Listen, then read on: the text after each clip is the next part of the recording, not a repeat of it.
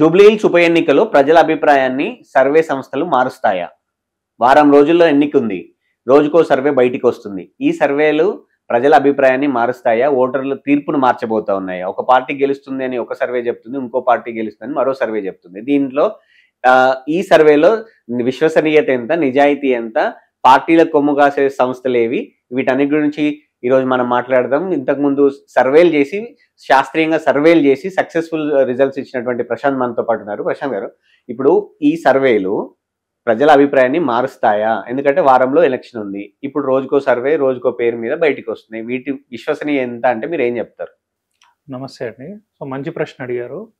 సర్వేలు అనేటివి పార్టీలు అంతర్గతంగా చేపించుకొని వాళ్ళు స్ట్రాటజిక్గా వచ్చిన జనాల ఫీడ్బ్యాక్ను, ఒపీనియన్ తీసుకొని ఎక్కడ ఏం జరుగుతుందని వాళ్ళు ఇంటర్నల్గా డిస్కస్ చేసుకోవాల్సిన అంశాన్ని ఇప్పుడు మీడియా ముందు పెట్టి ఆ సర్వేల ద్వారా పబ్లిక్ ఒపీనియన్ మార్చుతాము అనే ఒక హంగామా సృష్టిస్తున్నారు. సో పార్టీ గెలిచే పార్టీకే ఓట్లు వేస్తాము అని ఎంతమంది ప్రజలు అనుకుంటారు అనే దాని మీద డిపెండ్ అయి ఉంటుంది. సో నేను గెలిచే పార్టీకే ఓటు వేస్తా, గెలవని పార్టీకి నేను ఓటు వేయ అని ప్రజలు నిజంగా ఆలోచిస్తారా? ఆలోచించరు కదా. ఇప్పుడు బీజేపీ పార్టీ ఉంది, అంతెందుకంటే మన ప్రతిసారి నేషనల్ ఎలక్షన్స్ వచ్చినప్పుడు బీఎస్పీ పార్టీ లేకుంటే లోకల్ బాడీలలో కూడా వేస్తారు. ఇప్పుడు కూడా మనం నామినేషన్లు వేసింది ప్రధాన పార్టీలు 3 నామినేషన్లు వేయలేదు. సో దాదాపు అన్ని పార్టీలు నామినేషన్లు వేసినాయి. చిన్న చితకా పార్టీలు కూడా ఉంటాయి. వాళ్ళకు ఉండే ఓటు బ్యాంకు వాళ్ళకు ఉంటుంది. మా పార్టీ గెలవదని వాళ్ళకి తెలుసు, 10,000 ఓట్లు రావని కూడా తెలుసు, కానీ వాళ్ళకే ఇస్తారు కదా. గెలుస్తుందని సర్వే చూసి ఆ పార్టీ కోటేయరు కదా. సో కంప్లీట్గా ఇప్పుడు ఏంటంటే డిజిటల్ మీడియా ప్రాపగండలో సో ఇదొక అంశాన్ని యూజ్ చేసి సో మా పార్టీ గెలుస్తుంది అని సర్వే సంస్థలకు డబ్బులు ఇచ్చి పాపం వాళ్ళు కూడా వాళ్ళ రెప్యుటేషన్ పనంగా పెట్టుకొని ఈ విషయాలు చేస్తారు. కానీ నిజంగా జనాలు ఏ పార్టీ అయితే గెలుస్తుందో ఆ పార్టీకే మేము ఓటేస్తామని అయితే అనుకోరు. అంటే నేననేది పర్టికులర్గా సరే రూరల్ ఏరియా అంటే కొంత ప్రజల అభిప్రాయం ఎట్లుందో గెస్ చేయొచ్చు. ఇది కోర్ అర్బన్, హైదరాబాద్లో జూబ్లీహిల్స్ అనేది కోర్ అర్బన్. అసలు ఈడ ఎవరు ఓటక్కుందో, అసలు ఓటక్కుందో అని కూడా ఏ బూత్ లో ఓటక్కుందో కూడా వాళ్ళకే తెలియని పరిస్థితుల్లో ఈడ చాలా ఎక్కువ ఉంటాయి అట్లాంటివి.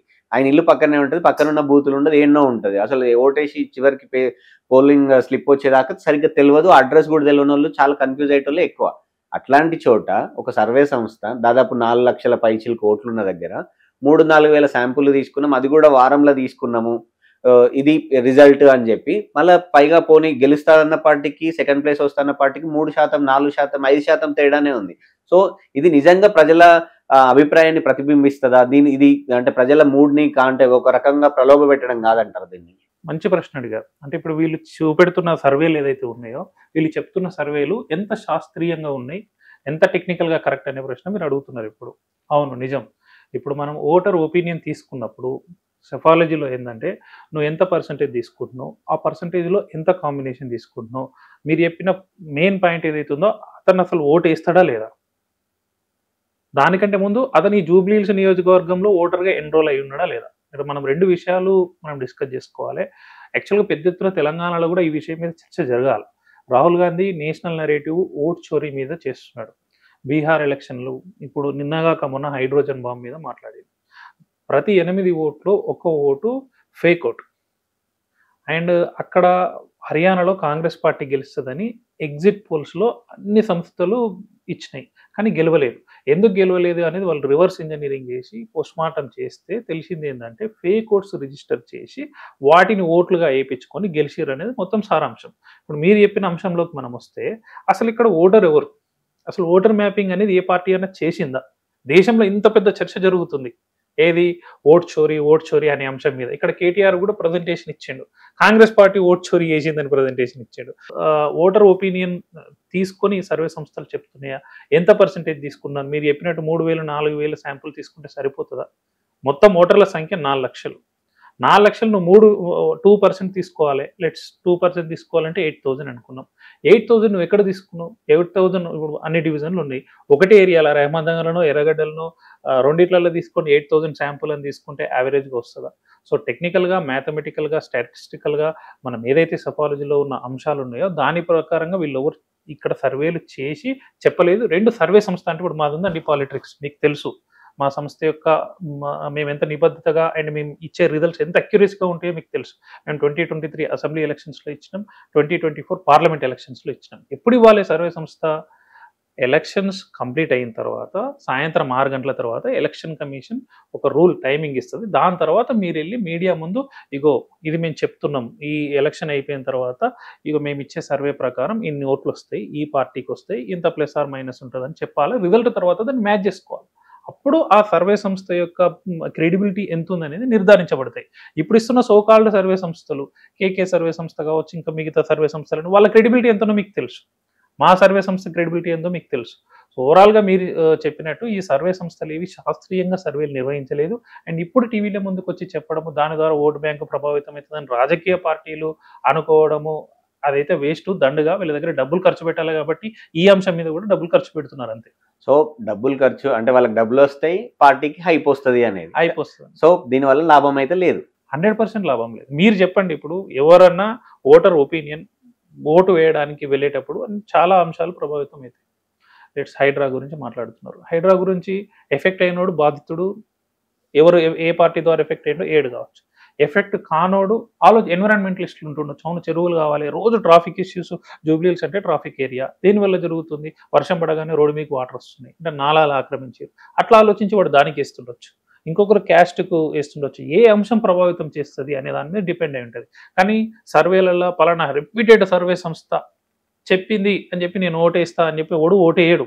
అలా వేసేటోళ్ళు 4 లక్షల ఓట్లలో 0.0001% కూడా ఉండరు. అంటే నేనేమంటా అంటే, సరే ఇప్పుడు ఓటర్లకు డబ్బులు ఇవ్వడం అనేది తప్పు, అది ప్రలోభ పెట్టడం. సో ఇప్పుడు పార్టీలు అధికారికంగా అంటే కొన్ని ఏజెన్సీలతో మాట్లాడుకొని ఇది ప్రలోభ పెట్టడం కాదా, దీనివల్ల అంటే ప్రజలు ఎఫెక్ట్ అవుతున్నారు అనుకున్నప్పుడు ఎలక్షన్ కమిషన్ కూడా ఇట్లాంటి సంస్థల మీద యాక్చువల్గా కూడా ఎలక్షన్స్ ముందు నిషేధం ఉంటుంది. ప్రీపోల్ సర్వేలు అన్నిటి మీద దాదాపుగా నిషేధం ప్రతి ఎలక్షన్కి ఉంటుంది, పర్టికులర్గా మెయింటైన్ చేయకుండా. సో ఇది ప్రలోభ పెట్టడం కాదా, మా పార్టీకి ఓటేస్తున్నారు అని వాళ్ళు చెప్పుకుంటున్నారు, వాళ్ళ సోషల్ మీడియాలు చెప్పుకుంటున్నాయి, వాళ్ళ పేపర్లు చెప్పుకుంటున్నాయి, వాళ్ళ టీవీలు యూట్యూబ్లు అన్నీ చెప్పుకుంటున్నాయి. సేమ్ టైం ఇంకొక ఇటు కాంగ్రెస్ చెప్తుంది, అటు బీఆర్ఎస్ చెప్తుంది. సో ఇవి అనేవి ప్రలోభ పెట్టడానికి కిందకి రాదా? వీటి మీద ఎలక్షన్ కమిషన్ చర్యలు తీసుకోవాలనుకుంటే తీసుకోవడానికి అంటే అడ్డంకులు ఏముంటాయి? ఒకవేళ యాజ్ ఎ పొలిటికల్ సర్వేలు చేసిన అనుభవం ఉన్న సంస్థగా నేనేమంటా అంటే ఇలాంటివి చేయడం వల్ల అంటే మీలాంటి సంస్థల క్రెడిబిలిటీ పోతుంది కదా, తర్వాత ఎట్లా నమ్ముతారు, మీరు ఎట్లా సస్టైన్ అవుతారు అనేది. ఇప్పుడు మీరు మంచి ప్రశ్న అడిగారు. ఇక్కడ ఎలక్షన్ కమిషన్ యొక్క వాళ్ళ రోల్ను మీరు డిఫైన్ చేస్తున్నారు. ఇప్పుడు ఓవరాల్గా దేశం మొత్తం జరుగుతున్న చర్చ అదే. ఎలక్షన్ కమిషన్ అనేది ఎవరు అధికార పార్టీలో ఉంటే, అంటే ముఖ్యంగా నేషనల్ పార్టీ, జాతీయ పార్టీ, దేశంలో అధికార పార్టీలో ఎవరుంటే వాళ్ళ చేతిలో కీలుబొమ్మగా మారింది అనేది ప్రతిపక్షాలు చేస్తున్న ఆరోపణ మన కళ్ళ ముంగట కూడా కనిపిస్తున్నాయి. వాళ్ళు ఓటర్ ఎన్రోల్మెంట్ దగ్గర నుండి ఎలక్షన్ నిర్వహించే ప్రతిరోజు జరిగే ఎలక్షన్ విధానాన్ని వాళ్ళే ఎవరు కంప్లైంట్ ఇవ్వకుండా వాళ్ళే టీమ్స్ని పెట్టి పరిశీలించి కంప్లైంట్స్ తీసుకొని యాక్షన్ తీసుకోవాలి. మీరు చెప్పినట్టు సర్వే సంస్థల మీద యాక్షన్ తీసుకోవాలి. ఇది చెయ్యొద్దు. ఓటర్కి డబ్బులు ఇచ్చి ప్రలోభ పెట్టడం ఎంతనో, సర్వే సంస్థలు వాళ్ళ రెప్యుటేషన్ని పనంగా పెట్టి డబ్బుల కోసం, మీకు తెలిసి ఎంతెంత పెద్ద సర్వే సంస్థలు లాస్ట్ టైం వైఎస్ఆర్సీపీలో చూసిన ఒక సర్వే సంస్థ అయితే నెక్స్ట్ లెవెల్ ఛాలెంజ్ చేశారు. ఇంకో సంస్థ ఇలా కేటీఆర్ వాళ్ళు వాడుతున్న సర్వే సంస్థ వాళ్ళు ఢిల్లీలో ఏం చెప్పారు, ఏం రిజల్ట్ వచ్చింది, హర్యానాలో ఏం చెప్పారు, ఏం రిజల్ట్ వచ్చింది. సో వాళ్ళకున్న క్రెడిబిలిటీని డబ్బులు చేసుకోవడానికి వాళ్ళు ఏదైతే సిస్టమ్ వాడుతారో దాన్ని మనం పారదర్శకంగా నిర్వహించాల్సిన ఎలక్షన్ వ్యవస్థను పొల్యూట్ చేస్తున్నారు. అంతే తప్పితే దీని ద్వారా మనం డెమోక్రసీ మనం ఏదైతే పెట్టుకున్నామో భారతదేశంలో, ఆ డెమోక్రసీ మీద ఉన్న నమ్మకాన్ని పొడగొట్టడమే కానీ ఈ సర్వే సంస్థలు, రాజకీయ పార్టీలు సర్వే సంస్థలను యూజ్ చేసి ఏదైతే మెథడాలజీ చెప్తుందో దానివల్ల సర్వే సంస్థలకు లాభం లేదు, రాజకీయ పార్టీలకు లాభం లేదు. నిజంగా మీలాంటి మీడియా ఏజెన్సీలు సర్వే సంస్థల ఒపీనియన్ తీసుకొని ఎలక్షన్స్ అయిపోయిన తర్వాత పబ్లిసిటీ చేసేటప్పుడు వాళ్ళ హిస్టరీ చెక్ చేస్తే దాదాపు అన్ని సర్వే సంస్థలు అదే పరిస్థితి. ఫైనల్గా అంటే మీరు ఇంతకుముందు 2023 అసెంబ్లీ ఎన్నికల్లో పాలిటిక్స్ తరఫున సర్వే చేశారు, అక్యురేట్ రిజల్ట్స్ ఇచ్చారు. పార్లమెంట్లో 100% అక్యురేట్ రిజల్ట్ వచ్చింది. ఇప్పుడు జూబ్లీహిల్స్ సంబంధించి మీరు సర్వే చేయకపోయినా ఒక ఫైండింగ్ అనేది ఉంటుంది కదా, అంటే ఏం జరగబోతుంది, ఏ డివిజన్లో ఎట్లా ఏంది అని. ఓవరాల్గా జూబ్లీహిల్స్ సంబంధించి ఫలితం ఎలా ఉంటుంది అని అంటే మీరు చెప్తారా, చెప్పగలుగుతారా, ఎలా ఉండొచ్చు అనాలిసిస్? సో ఇప్పుడు మాకు కొన్ని రూల్స్ ఉన్నాయి. మీరు చెప్పినట్టు మేము ఏదైతే పార్టీకి పనిచేస్తున్నామో, ఏదైతే లీడర్ కోసం పనిచేస్తున్నామో వాళ్ళకి మా రిపోర్ట్స్ ఎప్పటికప్పుడు ఇస్తుంటాం. మా సర్వే టీమ్స్ కింద ఉన్న ఫీడ్బ్యాక్ ఇస్తుంటే ఆ ఫీడ్బ్యాక్‌ని కరెక్షన్ చేసుకొని నెక్స్ట్ స్ట్రాటజీ ఏం యూజ్ చేయాలా, ఏం మాట్లాడాలా, ఏ థింగ్స్ కింద చేంజ్ చేసుకుంటే అయితాయి, ఏ ఇన్‌ఫ్లుయెన్సర్ లీడర్‌ని చేంజ్ చేసుకుంటే ఏం మారుతదనే రిపోర్ట్ మేము ఇచ్చుకుంటాం. ఎప్పుడైతే ఎలక్షన్ అయిపోతదో అప్పుడు మేము మా రిజల్ట్ బయట పెడతాం. మీరు చెప్పినట్టు 23 అసెంబ్లీ ఎలక్షన్స్ అప్పుడు మేము 65 వస్తాయని మా V6 ద్వారా అప్పుడు మేము పబ్లిష్ చేసినాం.